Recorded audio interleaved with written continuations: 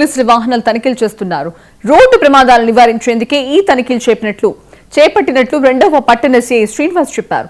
ప్రతి ఒక్కరూ హెల్మెట్ ధరించి ప్రాణాలు కాపాడుకోవాలని కౌన్సిలింగ్ ఇస్తున్నామని చెప్తున్న సిఐ శ్రీనివాస్ తో మా ప్రతినిధి సుబ్బారావు ఫేస్ టు ఫేస్. ఆదేశాల మేరకు రెండవ పట్టణ పోలీసులు అయితే ఇక్కడ క్షుణ్ణంగా ప్రతి ఒక్కరికి అవగాహన కల్పించేందుకు ఇక్కడ అయితే భారీగా ఇక్కడ వాహనాలు తనిఖీ చేస్తున్నారు. ఈ నేపథ్యంలో రెండవ పట్టణ సిఐ మన శ్రీనివాసరావు గారు ఉన్నారు. ఆయన అడిగి మరికొంత సమాచారం తెలుసుకుందాం. సార్ చెప్పండి, ఈ వాహన తనిఖీల్లో తాలూకా ముఖ్య ఉద్దేశం ఏమిటి? ప్రజలకు మీరు ఏ రకంగా మీరు ఉండాలని చెప్పి మీరు సలహా ఇస్తున్నారు?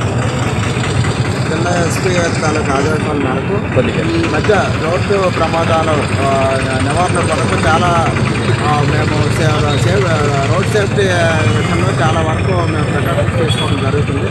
అదే రకంగా పబ్లిక్ కూడా అవేర్నెస్ కల్పించాలనే ఉద్దేశంతో ఫ్రీక్వెంట్ వెహికల్ చెకింగ్ చేయడం జరుగుతుంది. ఈ వెహికల్ చెకింగ్లో ఎవరైతే ప్రధానంగా హెల్మెట్ అనేది ఎవరికైతే లేదో వాళ్ళకి కౌన్సిలింగ్ చేసి వాళ్ళకి అవేర్నెస్ కలిగించి వెంటనే హెల్మెట్ కొనుక్కునే విధంగా మేము చాలా వరకు కార్యక్రమం కండక్ట్ చేస్తున్నాము. అదే రకంగా ఇదివరలో ఎప్పుడైనా సరే ఈ మోటార్ వెహికల్ యాక్ట్ ప్రకారం వేసే చలనాస్ కూడా వాళ్ళకి రియలైజేషన్ చేయించే కార్యక్రమం కూడా చేస్తున్నాం. ఏదేమైనా సరే ఈ రోడ్డు తాలూకు ప్రమాదాల్లో ప్రజలకు అవేర్నెస్ కల్పించి రోడ్డు ప్రమాదాలని పూర్తిగా నిరోధించడానికి తగ్గించడానికి ఎస్పీ గారి తాలూకు ఆదేశాల మేరకు చాలా కార్యక్రమాలు కండక్ట్ చేయడం జరుగుతుంది. ప్రజలు కూడా సపోర్ట్ చేస్తున్నారు. ఒకప్పుడు కంటే ఇప్పుడు హెల్మెట్ ధరించే వారి సంఖ్య కూడా చాలా గణనీయంగా పెరిగింది. ఈ విధంగా ప్రజలు కూడా పోలీసు వారితో సహకరిస్తే భవిష్యత్తులో చాలా వరకు రోడ్డు ప్రమాదాలు తగ్గించగలమని చెప్పేసి నేను భావిస్తున్నాను. అయితే సార్ చెప్పండి, ఇట్లా మీకు ఈ వాహన తనిఖీల్లోని ఏమైనా దొంగబళ్ళు కానీ అలాంటివి ఏమైనా కేసులు అయ్యాయా? అలాంటివి ఏమైనా మీరు రికవరీ చేయగలిగారా? ప్రజెంట్ మనకేంటంటే ఏదైనా వెహికల్ అయిపోయిన వెంటనే వెహికల్ తాలూకా రికార్డ్స్ వాళ్ళ తాలూకా మనకి డ్రైవింగ్ లైసెన్స్ కానీ సీ-బుక్ కానీ ఇవన్నీ వెరిఫై చేయడం జరుగుతుందండి. ఎవరైతే ఇవన్నీ ప్రొడ్యూస్ చేయరో, ఎవరి దగ్గర అయితే ఉండవో వాళ్ళవైతే ఇమీడియట్గా సీజ్ చేసి పోలీస్ స్టేషన్ పెట్టడం జరుగుతుంది.